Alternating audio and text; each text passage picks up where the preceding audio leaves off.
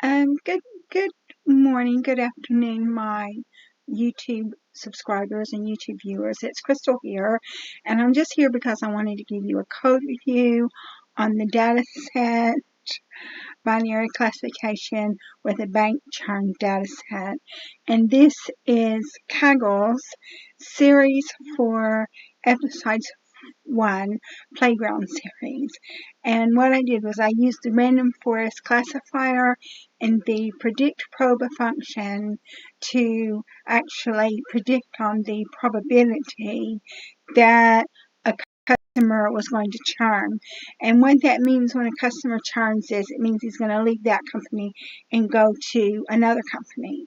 So the first thing that we're going to do is I'm going to let you know that I had a best score of 87.88%, which is pretty good considering the fact that the top score on the leaderboard was 89%.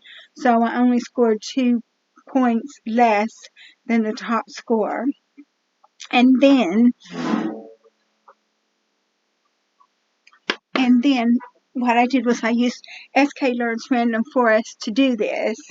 So we'll go ahead and go over code review for this so you can see how I did it. And what I'm going to do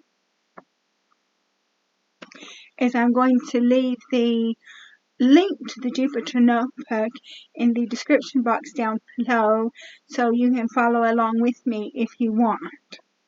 So we create our Jupyter notebook and it's saved in my account, in my Kaggle account. And then the first thing we do is we talk about the problem statement. So the problem statement is identify the probability that a customer will churn. And that is the problem statement. And then we're going to import the libraries that we're going to need to execute the program. And it's going to be NumPy to create NumPy arrays and perform numerical computations.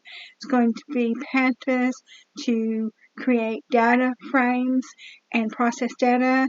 It's going to be OS to go into the operating system and retrieve the files used in the program.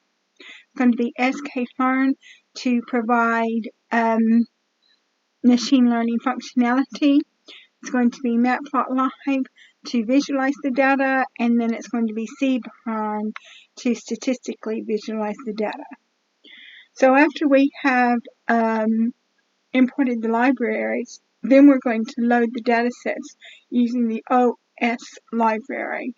And you can see we've got 3 data sets that were loaded in, being train, test, and sample submission. So after the data sets are loaded into the program, we're going to use Pandas to read the data sets and convert them to data frames. And the data frames that we convert them into are train, test, and submission. So you can see here is the train data frame. And it has 14 columns and 165,034 rows. The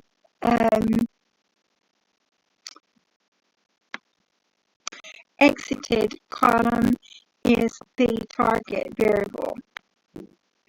So you check test, and with test, it's the same as the train data frame, except for the fact that it doesn't have an exited column because that's what we're going to be predicting on. And then it has submission. So this is what Kaggle wants to see when you submit your data. So the first thing we're going to do is we're going to drop the ID, the surname, and the customer ID. The reason why is because those are kind of like indexing columns, and Pandas automatically indexes every row, so you really don't need it. And then what we're going to do is we're going to check for unique values, and I wanted to see what all the unique values in the train set were, and I wanted to see all the unique values in the test set. And the reason for that is because you need to know what the unique values are going to be when you encode them. I didn't check for null values, but fortunately there weren't any null values to worry about. If there had been any null values, I would have found out when I ran the program, but fortunately for me, it didn't have any null values, so I didn't have to worry about it. Now what we're going to do is we're going to analyze the target, which is the exited column, and you can see you have class imbalance.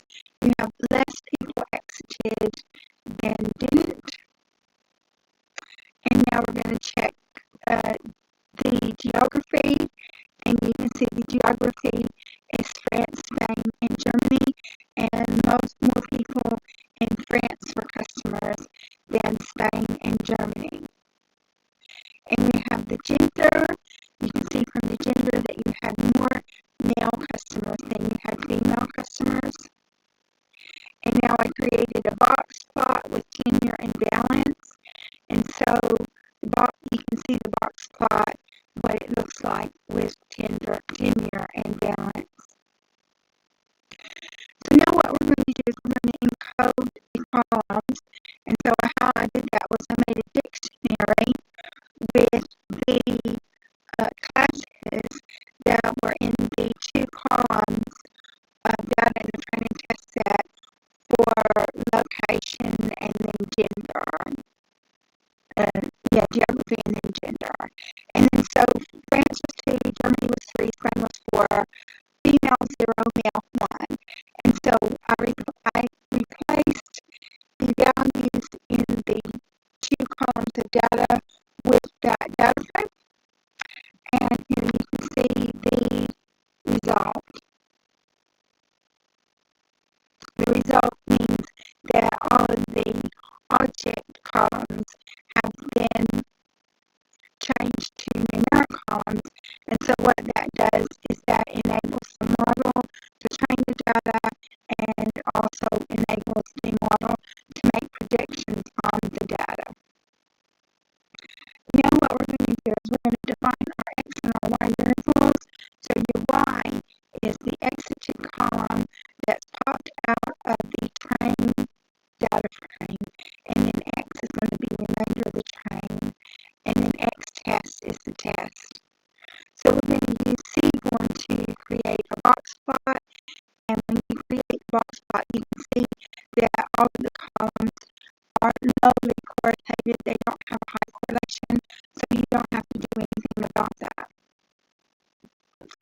Now we're going to use sklearn's train test split function to split the x and the y variables up into training and validation sets. And it's only going to have 20% is going to be your test size, and 80% is going to be your train size. Now we're going to define the model. The model is going to be random forest classifier, max depth of 7, class weight is balanced, n estimators is 1,000, random state is 42,